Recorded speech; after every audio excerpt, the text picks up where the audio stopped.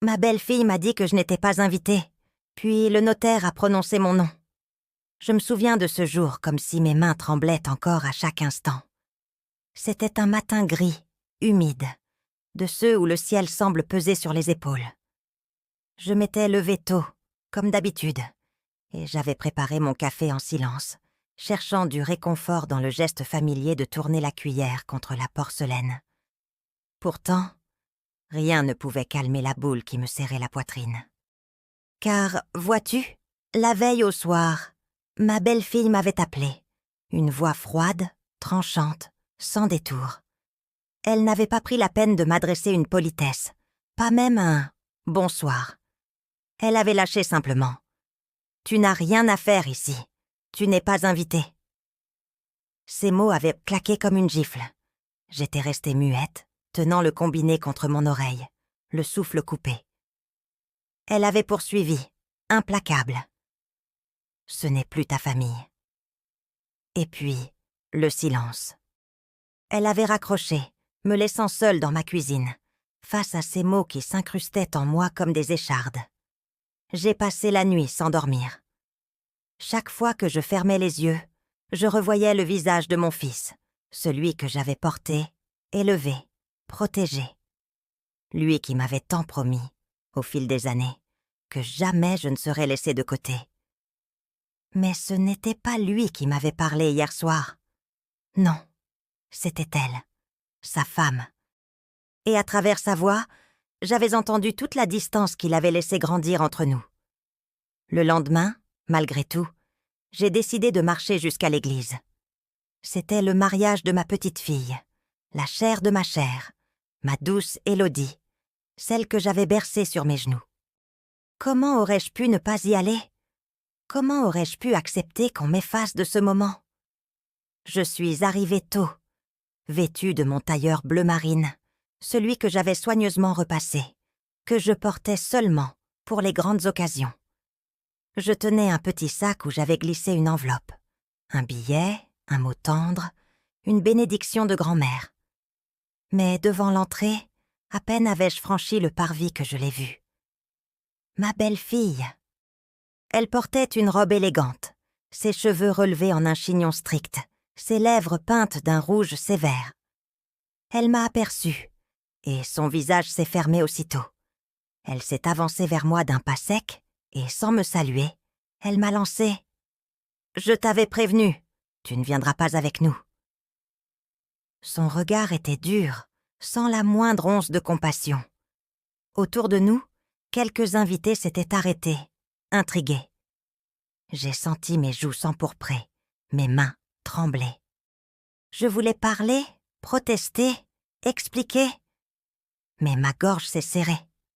« Tu n'es pas la bienvenue », a-t-elle ajouté, plus bas, mais avec une cruauté glaciale. À ce moment-là, j'ai cru que mes jambes allaient me lâcher. Pourtant, je suis restée droite, comme si ma dignité était la seule chose qu'il me restait. Je n'ai pas crié, je n'ai pas supplié. J'ai simplement posé mon regard sur l'église, d'où s'échappait une musique douce, les premières notes d'un orgue. Et je me suis retournée. Je suis rentrée chez moi, seule, avec mon enveloppe encore dans mon sac. J'ai fermé la porte, me suis assise sur ma chaise, et j'ai laissé les larmes couler. Ce jour-là, je n'ai pas seulement perdu l'occasion de voir ma petite fille se marier. J'ai senti que l'on m'avait dépossédée de mon rôle de mère, de grand-mère, de femme de famille. Mais le destin, parfois, se faufile là où on ne l'attend pas. Quelques semaines plus tard, j'ai reçu une convocation du notaire. Un courrier officiel, sur papier à en-tête, qui portait le nom de mon défunt mari. Mon cœur a battu plus fort. Cela faisait des mois, presque des années, que je n'avais plus entendu parler de cette succession dont on évitait soigneusement de me tenir informée. Je suis entrée dans l'étude notariale, le jour dit, vêtue sobrement, avec cette appréhension mêlée de curiosité. La salle était déjà remplie. Ma belle-fille était là, assise bien droite, le menton haut. À côté d'elle, mon fils, les yeux fuyants. Et plus loin, plusieurs membres de la famille, tous vêtus avec une élégance un peu rigide, comme s'ils assistaient à une cérémonie plus qu'à une réunion. Le notaire, un homme aux cheveux grisonnants et aux lunettes épaisses, a ouvert son dossier, a ajusté ses papiers et a commencé à lire. Sa voix résonnait dans la pièce, solennelle, chaque mot pesé avec la gravité de la loi.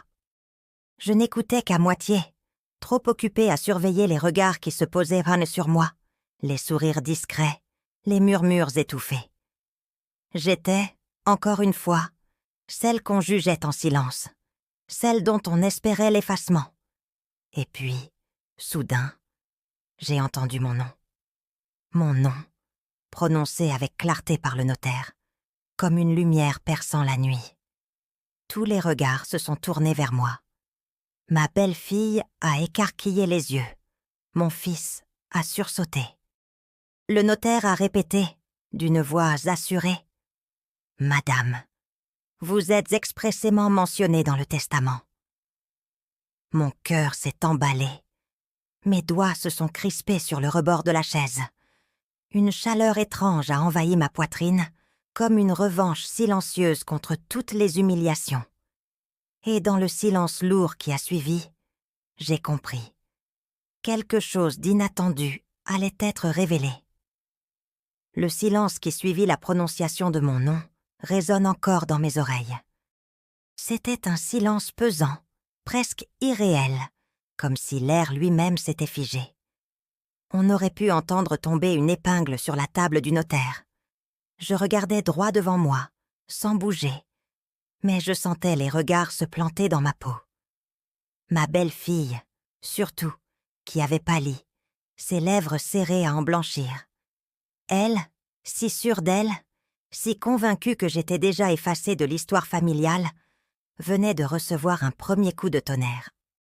Le notaire reprit, imperturbable, « Le défunt, dans son testament daté de... » Il consulta ses papiers. A expressément stipulé certaines dispositions en faveur de son épouse survivante. Mes doigts se crispèrent. J'entendais les soupirs retenus, les raclements de gorge.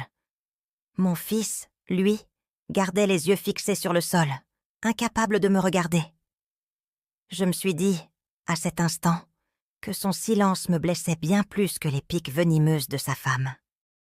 Je revoyais encore ce mariage où l'on m'avait barré la route, ces portes fermées devant mon amour de grand-mère. Et voilà qu'ici, dans cette salle impersonnelle, mes droits, ma dignité, revenaient comme une marée qu'on avait tenté de retenir trop longtemps. Mais la dignité, vois-tu, n'est pas toujours un bouclier suffisant. Car, au lieu d'accepter la lecture avec calme, ma belle-fille a laissé éclater sa voix. « Ce n'est pas possible, elle n'a rien fait pour mériter ça. » Sa phrase avait claqué dans la salle comme une gifle. Les chaises avaient grincé. Certains s'étaient redressés. Moi, je n'ai pas répondu. J'ai simplement posé mes mains sur mes genoux, serrant un mouchoir plié, essayant de retenir mes larmes. Pas de colère, non, mais de fatigue. Le notaire, lui, ne s'est pas laissé interrompre. Il a levé les yeux au-dessus de ses lunettes, froidement, et a dit « Madame, je vous prie de respecter la lecture. » Elle s'est rassie, fulminante, mais je voyais ses doigts trembler sur le dossier de la chaise. Ce tremblement-là, je le connaissais. C'était la peur de perdre le contrôle. Il a continué, détaillant des parts, des comptes, des clauses. Et chaque mot, chaque chiffre semblait raviver la tension. Je n'entendais presque plus les détails juridiques. Ce que je percevais, c'était l'orage qui grondait autour de moi. Et alors que le notaire parlait, je me suis souvenue. Je me suis revue, des années plus tôt, dans cette maison que nous avions construite pierre après pierre avec mon mari. Les dimanches de travail, les économies grattées sou par sou, les sacrifices silencieux. Je me suis rappelé de mes mains usées par les lessives, par les hivers sans chauffage, où je mettais 2 pulls pour que mes enfants s'ayant pas froid. Tout cela, personne ne le voyait aujourd'hui. Personne ne s'en souvenait. Et pourtant, c'était bien moi qui avais porté ce fardeau-là. Moi qui avais veillé aux côtés de mon mari malade jusqu'à la dernière nuit, quand elle, ma belle-fille, ne s'était même pas déplacée. Un frisson de colère a traversé mon dos. Mais je l'ai retenu. Je n'ai rien dit. J'ai attendu. À la sortie de la séance, quand tout le monde s'est levé, j'ai ressenti cette atmosphère de jugement silencieux. Certains membres de la famille, qui ne m'avaient pas adressé un mot depuis des mois, se sont approchés avec de faux sourires, des regards curieux, comme si, soudain, j'étais redevenue visible. Ma belle-fille, elle, s'est avancée vers moi. Son visage s'était durci, sa voix n'était plus qu'un murmure glacé. « Tu crois que tu as gagné quelque chose aujourd'hui ? Tu n'as rien gagné. Rien. » Puis elle s'est éloignée, en serrant le bras de mon fils. Et lui, sans un mot, s'est laissé entraîner. Pas un regard, pas un geste. Ce fut comme une lame qu'on me planta doucement dans le cœur. Cette nuit-là, chez moi, je n'ai pas dormi. J'ai repassé chaque scène, chaque silence, chaque humiliation. J'ai posé mes mains sur la vieille photo de mariage, celle où j'étais en robe simple, lui en costume modeste. Nous sourions, jeunes, pleins d'espoir. Et je me suis demandé, est-ce que tout cela avait été balayé d'un revers de main ? Les jours suivants, les tensions ne se sont pas apaisées. Les conversations de couloir, les messes basses, les regards détournés. Partout où j'allais, je sentais que mon nom circulait. Non pas pour me rendre hommage, mais pour me mesurer, pour m'accuser presque d'avoir osé exister dans ce testament. Je me suis rendu compte qu'il ne s'agissait pas seulement d'argent, ni même de biens. Il s'agissait de place, de reconnaissance, de mémoire. Ma belle-fille voulait me reléguer dans l'ombre, effacer ma trace, comme si je n'avais été qu'un passage. Alors j'ai commencé à me tenir droite, plus encore, à marcher dans la rue sans baisser les yeux, à entrer dans la boulangerie avec un bonjour franc, même quand les commères me regardèrent de travers. J'ai appris à redresser mon dos comme un drapeau, mais à l'intérieur, la blessure saignait. Chaque fois que je voyais le sourire de ma petite fille sur une photo partagée par d'autres, je me rappelais que je n'avais pas été là pour son mariage. Chaque fois que je croisais mon fils au loin, pressé, détournant la tête, je sentais cette coupure, profonde, irrémédiable. Et plus le temps passait, plus je pressentais que ce testament n'avait pas encore livré tous ses secrets. Car le notaire m'avait glissé, discrètement, en raccompagnant les uns et les autres. « Madame, il y aura une seconde lecture. Un complément important. Un complément important. » Ces mots tournaient dans ma tête comme une prière obscure. Qu'avait donc prévu mon mari ? Qu'avait-il voulu transmettre, au-delà des chiffres et des clauses ? Et c'est ce mystère-là qui me tenait éveillée, qui me donnait la force de supporter chaque humiliation quotidienne, chaque froideur de ma belle-fille, chaque silence de mon fils. Je sentais qu'un jour prochain, quelque chose éclaterait. Et que cette fois-ci, ce ne serait pas moi qui serais humiliée. Le jour de la seconde lecture arriva plus vite que je ne l'aurais cru. L'automne avait déjà couvert les arbres d'un manteau roux, et l'air sentait la pluie et la terre humide. Je m'étais habillée simplement, mais avec soin. Une jupe sombre, un chemisier clair, mon manteau de laine usé, mais propre. J'avais noué autour de mon cou le foulard que mon mari m'avait offert lors de notre dernier voyage ensemble. Comme une présence discrète à mes côtés. En entrant dans l'étude du notaire, j'ai senti immédiatement l'électricité dans l'air. Les visages fermés, les regards tranchants. Ma belle-fille m'a dévisagé de haut en bas, comme si ma seule respiration l'offensait. Mon fils, encore une fois, évitait soigneusement mes yeux. Cela me tuait, mais je n'ai pas flanché. Le notaire nous a fait asseoir. Sa voix grave a rompu le silence. Comme convenu, Nous allons procéder à la lecture du complément testamentaire rédigé par monsieur votre époux. » Un frisson a parcouru la pièce. Je pouvais presque entendre le battement précipité de mon propre cœur. Il a ouvert un nouveau dossier, plus mince, mais dont la couverture semblait lourde d'intention.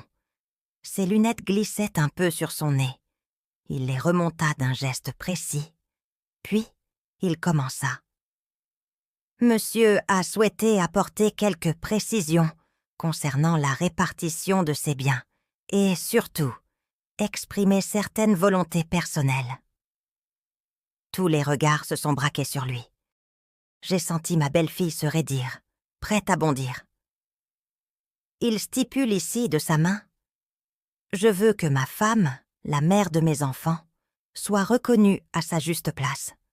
Sans elle, rien de ce que nous possédons n'aurait existé. C'est elle qui a porté les années difficiles, qui a tenu la maison debout quand je faiblissais.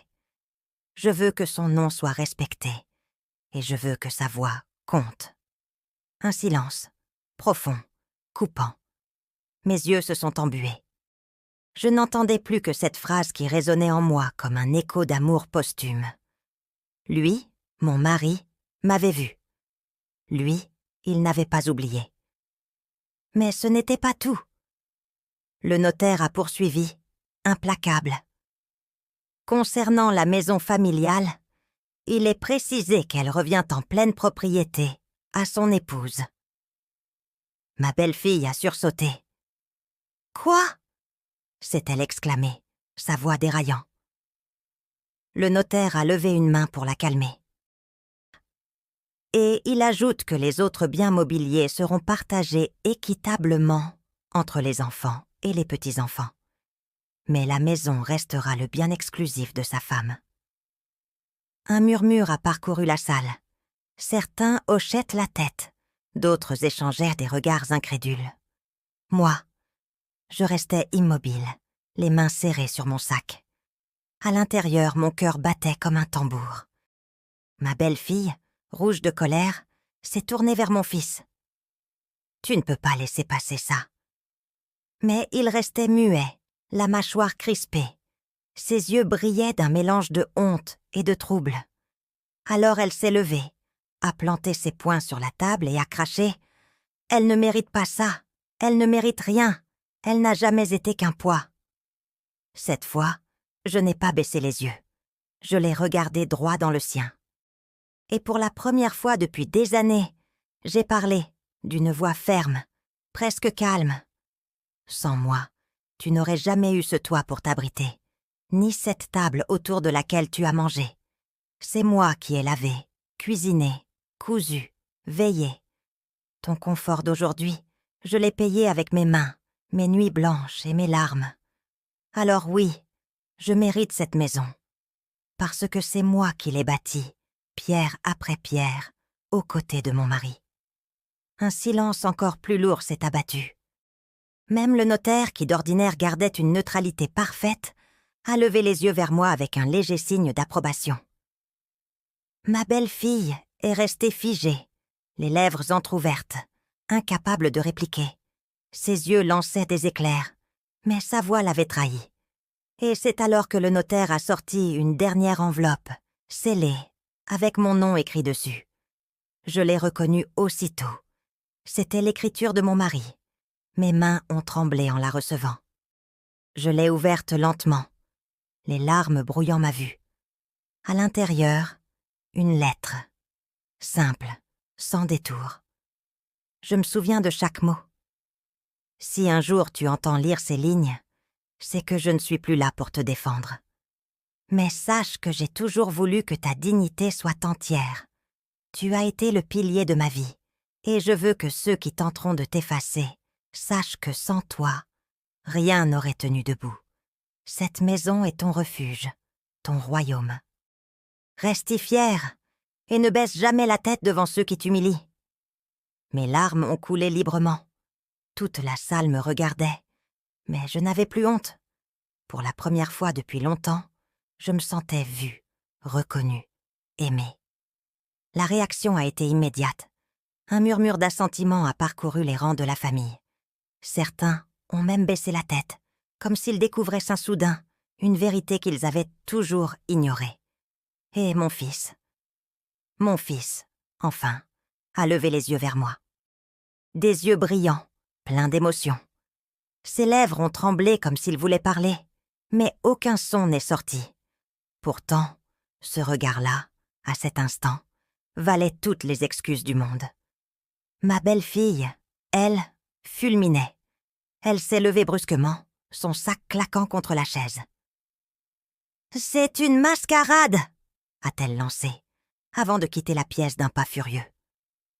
Le silence retomba derrière elle. Et moi, assise encore, je caressais la lettre de mon mari.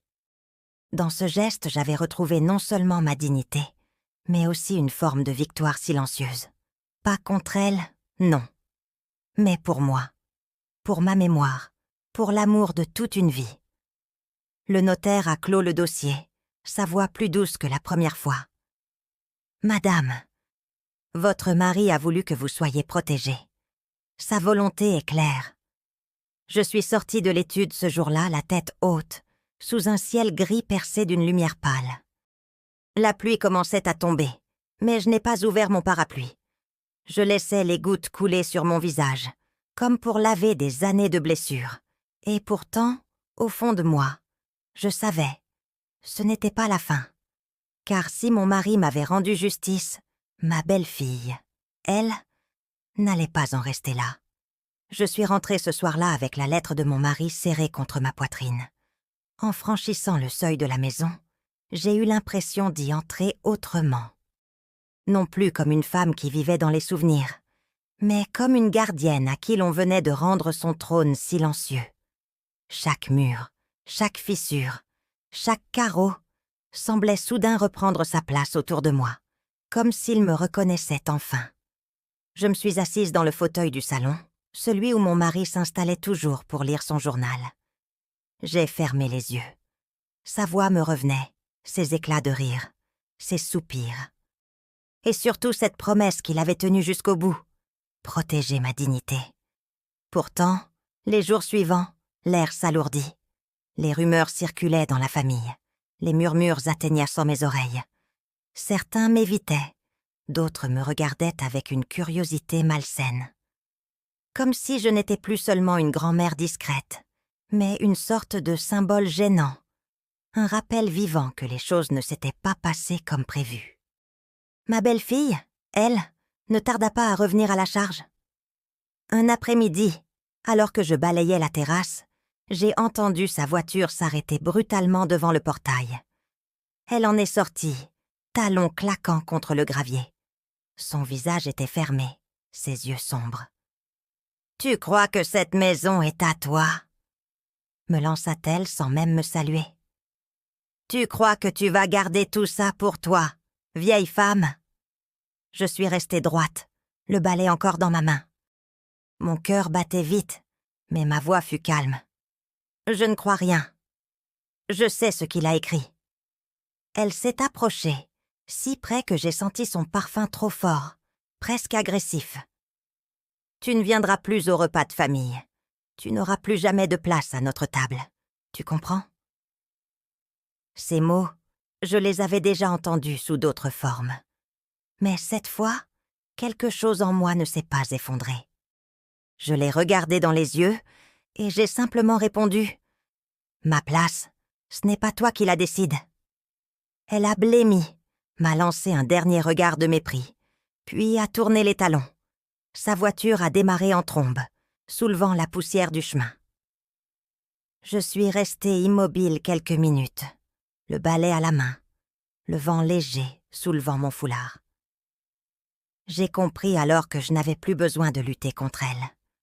Le combat était terminé. Elle avait perdu bien plus que des murs et des pierres. Elle avait perdu la vérité. Les semaines passèrent. Peu à peu, le tumulte s'apaisa. Ma petite fille, Élodie, frappa un jour à ma porte. J'avais cru qu'elle m'oublierait, qu'elle choisirait le camp de ses parents. Mais non. Elle entra, ses yeux brillants de larmes, et me serra fort dans ses bras. Pardon, mamie. Je ne savais pas. Je l'ai bercée comme lorsqu'elle était enfant. Je n'avais pas besoin d'explication. Sa présence suffisait. Elle revint ensuite régulièrement, parfois avec des fleurs, parfois avec un simple sourire. À travers elle, j'ai retrouvé le fil d'une lignée qui ne voulait pas me renier. Mon fils, lui, mit plus de temps. Je le croisais parfois en ville, son regard fuyant toujours. Puis, un soir, il est venu seul, hésitant, presque honteux. Il s'est assis sur la chaise de la cuisine, celle où il s'asseyait, enfant, pour faire ses devoirs. Il ne trouvait pas ses mots. Alors j'ai posé ma main sur la sienne. Il a baissé la tête et murmuré « Pardon, maman ». J'ai senti mes larmes couler sans retenue. Pas de colère, pas de reproche. Seulement ce pardon silencieux, que l'amour d'une mère porte toujours, même quand il est meurtri. La maison reprit vie. Les rires d'Élodie résonnèrent dans le couloir. Le pas de mon fils revenait parfois. Même les voisins, qui avaient longtemps observé de loin, me saluaient désormais avec plus de chaleur. Comme si la vérité que mon mari avait laissée derrière lui s'était peu à peu diffusée, imposant un respect que plus personne n'osait contester. Ma belle-fille, quant à elle, resta distante. Elle ne franchit plus jamais mon seuil. Parfois, je l'apercevais de loin, son visage fermé, son corps tendu comme une forteresse. Mais je n'avais plus besoin de son approbation. Son absence n'était plus une douleur, seulement un vide que je n'avais pas à combler. Aujourd'hui, quand je m'assois dans ce fauteuil, la lettre de mon mari toujours dans un tiroir près de moi, je comprends le sens de tout cela. Ce n'était pas une question d'argent, ni même de maison. C'était une question de mémoire et de dignité. Il voulait que je ne sois pas effacée. Il voulait que mes sacrifices aient un nom, une trace, une reconnaissance. Et il avait raison, parce qu'à travers cette reconnaissance, j'ai retrouvé ma voix. Non pas pour crier, ni pour me venger, mais pour affirmer simplement « J'existe, j'ai compté, je compte encore ». Je repense souvent à cette phrase que ma belle-fille m'a crachée un soir. « Ce n'est plus ta famille ».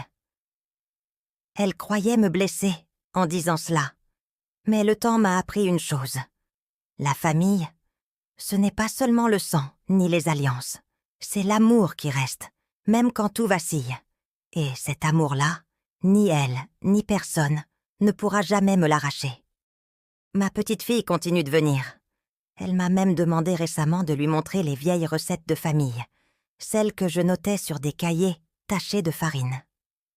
Je la vois rire dans ma cuisine, ses mains pleines de pâtes, et je me dis que le fil n'a jamais été rompu, qu'il a seulement été tendu, fragile, mais qu'il tient toujours. Alors oui, il y a eu des humiliations, des silences, des blessures. Mais il y a aussi eu cette justice discrète, ce sursaut de vérité que mon mari avait laissé derrière lui. Grâce à lui, je ne suis pas restée dans l'ombre. Grâce à lui, je me tiens encore debout. Et si je devais résumer tout cela en une seule phrase, ce serait celle-ci. On peut m'exclure d'une table, mais on ne pourra jamais m'effacer de l'histoire de ma famille.